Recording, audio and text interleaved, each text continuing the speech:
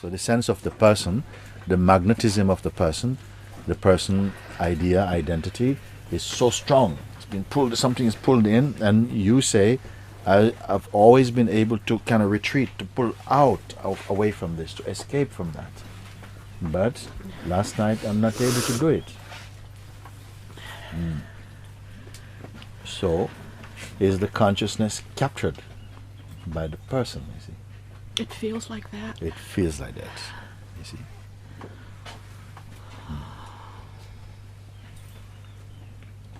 The consciousness can be without the person, but the person cannot be without the consciousness, meaning that were it not for consciousness, the person cannot appear also.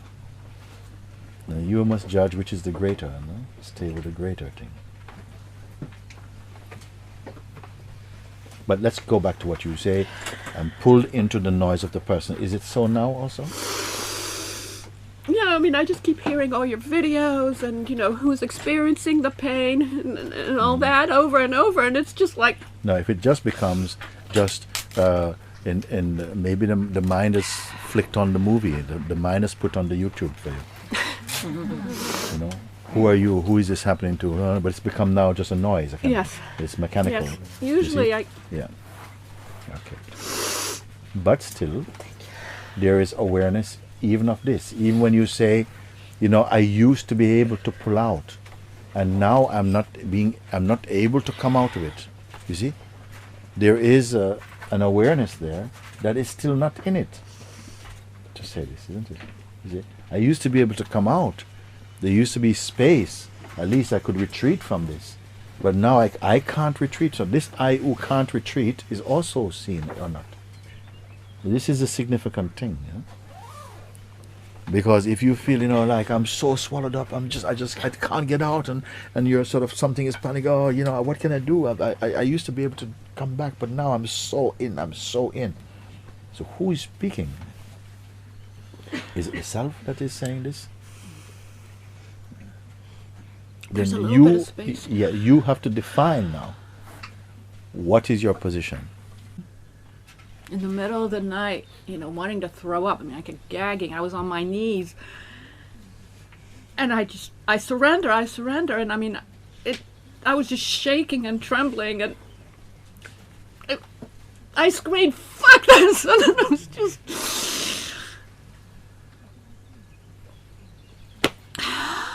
Lucky you. Because what happened, you know, you say like this, you're there and this thing is burning and so, and you know, I surrender, but maybe your surrender is only as a painkiller. Sometimes we're only inquiring as a painkiller. You know, yeah, there's nothing here, there's nothing, no. You see, as a pain, you know, but you have to use the inquiry to actually see also what you are not. That even there, even in the most powerful turbulence, that it is still a sensation, is still phenomenal.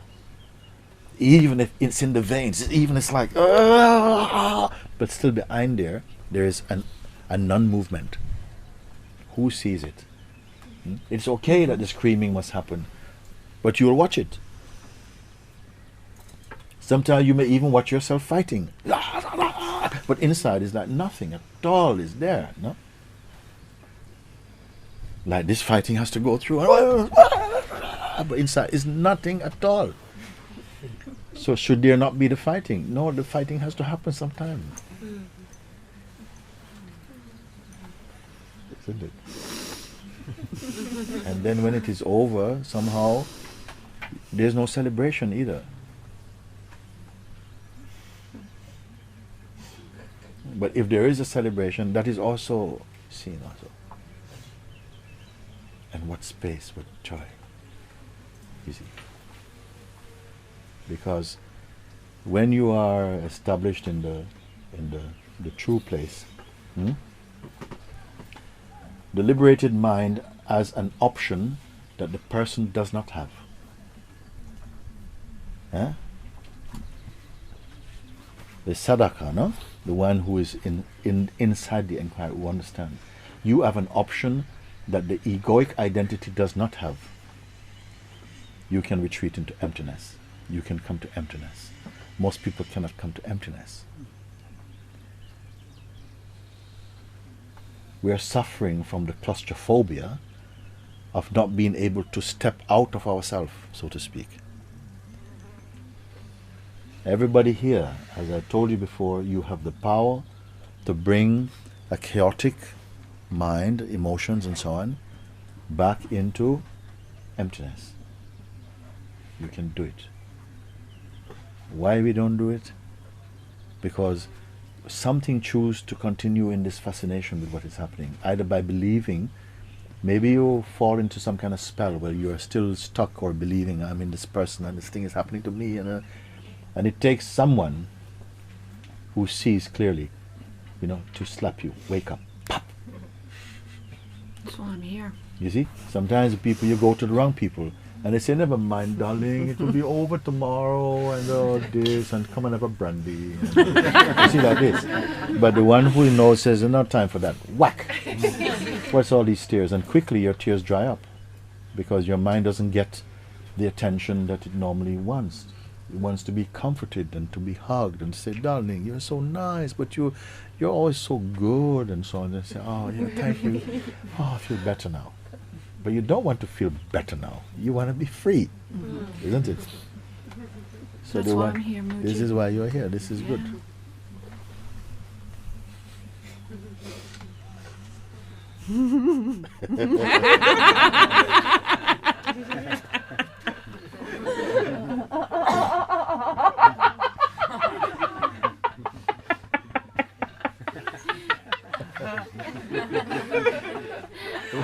This is what happens, you see.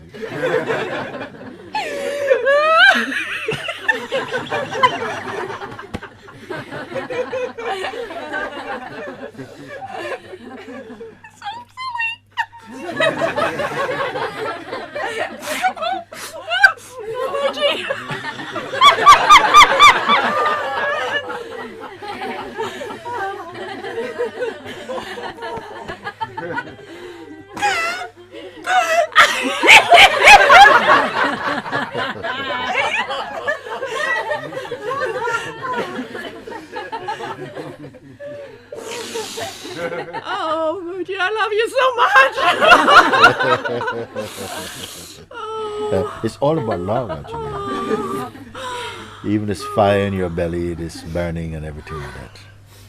Because we were asking, just a few days ago, like this, playfully sitting here, I said to some of you, supposing I could give you a pill, an enlightenment pill. You just pop it in, drink any liquid, water, coffee, anything you want. And in 15 minutes, that's it. Buddha. Okay?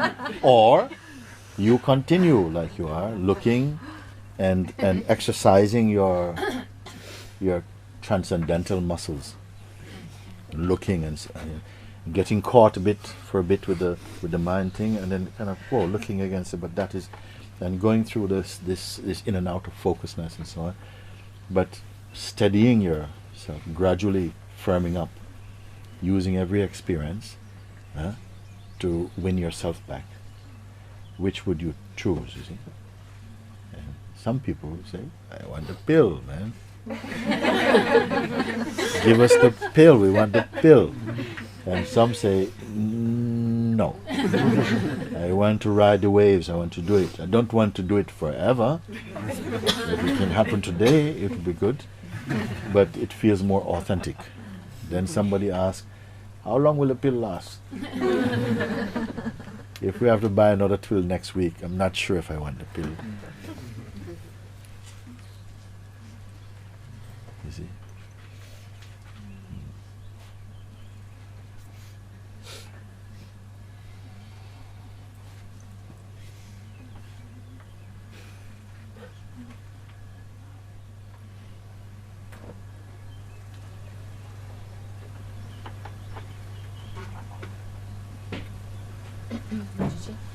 In all this, I feel that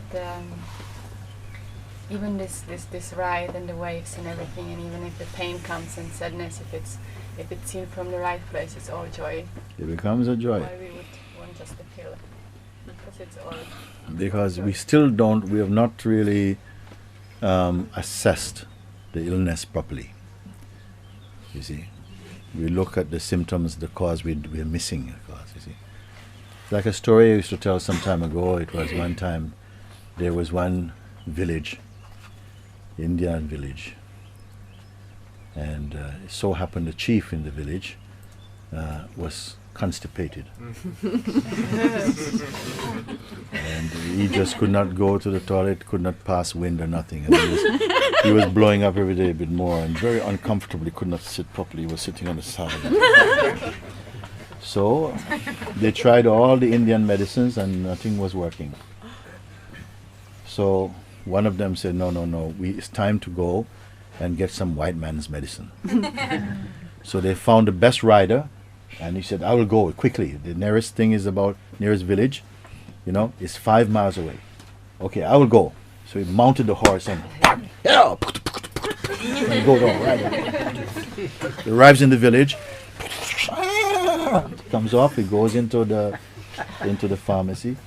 He sits at the pharmacy. Hello. He says, what can I do for you? He says, English not very good. He says, big chief, no fart. Pardon? Big chief and no fart, no?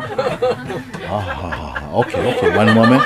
So you take him to the 2 tablets 3 times a day. Thank you. On the horse.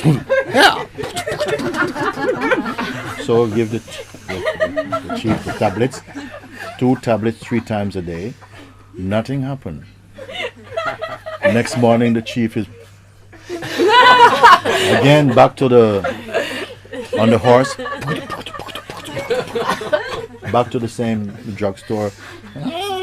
Come off. He says, you again? He says, yes. How is the chief? Big chief, still no fart. He has it bad, no? Let's take him this syrup. You must take 1 full tablespoon twice a day. This will be so. Thank you.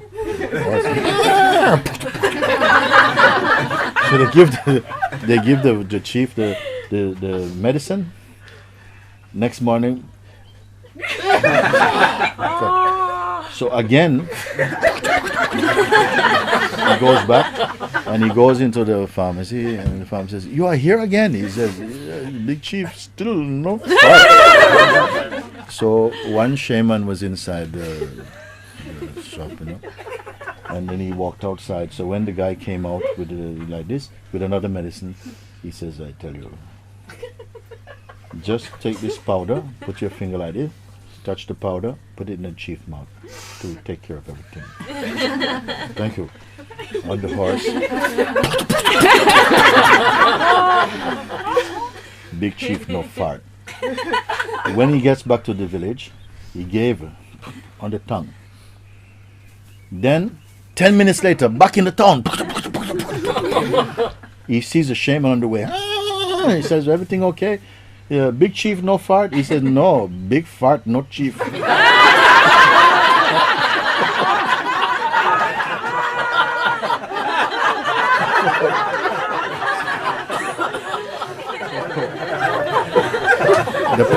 The point of the story is the best medicine does not heal the patient, it gets rid of the patient.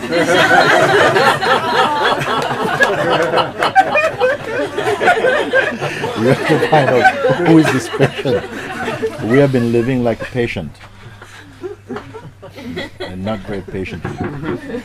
And now satsang come to remove the one who is lost, who is divided, who is, you see? No pill for that one.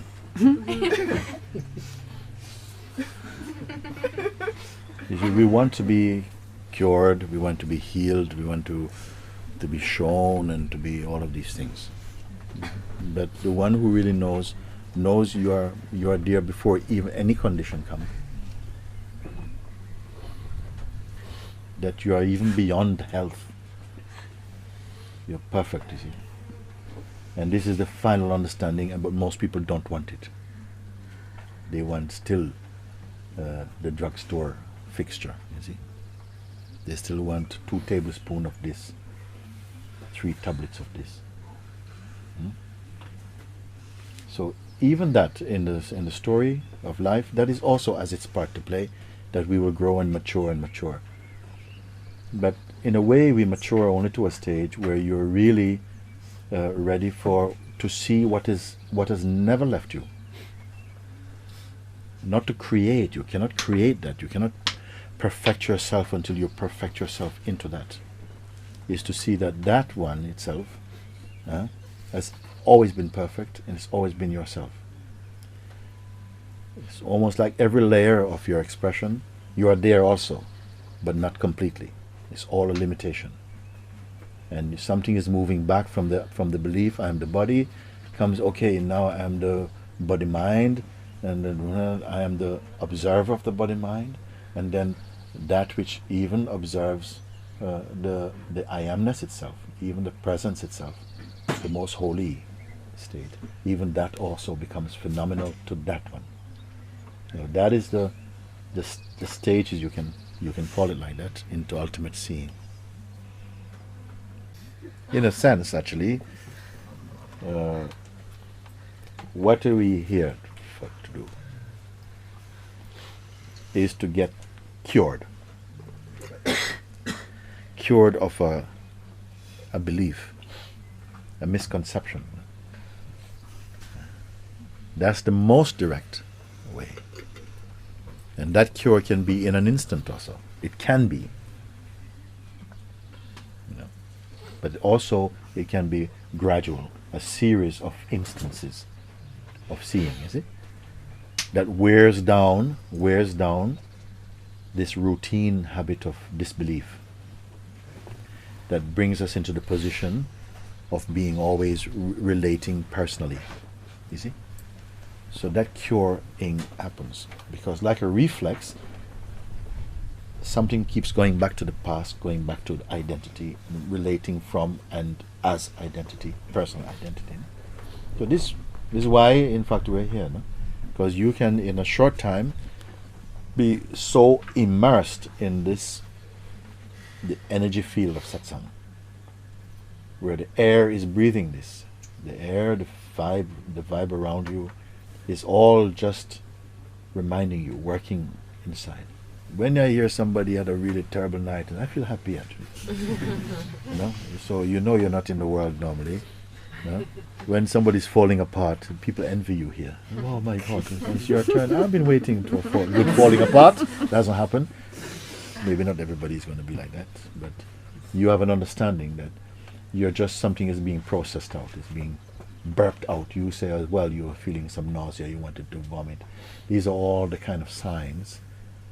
The birth pains. The birth pains. You are giving birth to yourself. And it has to evict out, push out all that is untrue. You see? But don't be measuring, don't be fingering the vomit. Yeah? You don't have to do that. Don't be picking out the carrots and the peas. Okay? You just be very good, darling. How are you feeling? I'm feeling very well, thank you. Somebody slapping your back. Yeah, have another one. It's good. And you are gonna be just fine.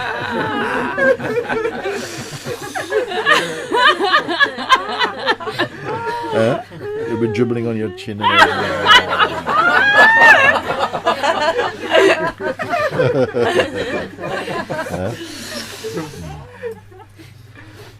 Very good. Okay.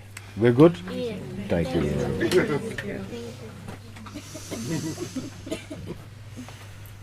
Wonderful. Mooji, once somebody asked you, this state in the mind, what is your highest teaching? And you just said, I am. What is Papaji highest teaching? Oh, he says, yeah, somebody asked, what was your master's highest teaching?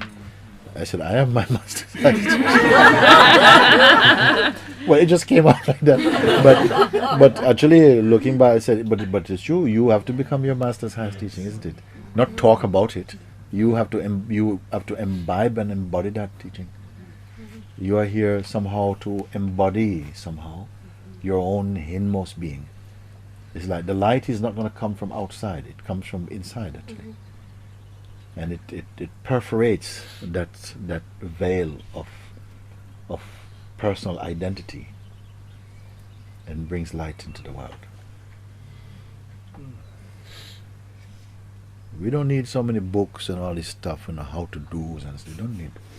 Just you somehow say yes to the truth, you know, and you start to get your meltdowns, and then something becomes more clear. You can become a presence that somehow conveys something without even words, because the light does not need to use words. It doesn't have to use words. You see? It's like your body becomes, in a way, the very perfume of the self. You know? And we forget that we are so much energetic beings and so intuitive, because we have so heavily depended on language, on oral and verbal language, you see. But your presence becomes so immersed in that. It becomes holy, you know?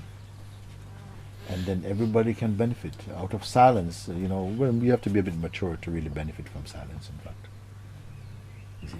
But it does infiltrate somehow. It does somehow bring a reorientation into those around you, the mind state, the mindsets, and brings it to raise the level of consciousness just by your own, because you are absorbed in that.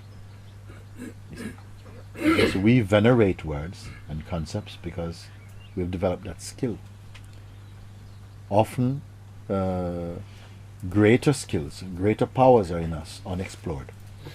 But because so much we exercise our more mental self, and we give veneration to that, we feel like, you know, that's how you communicate and so on. But your presence is communicating in so many ways.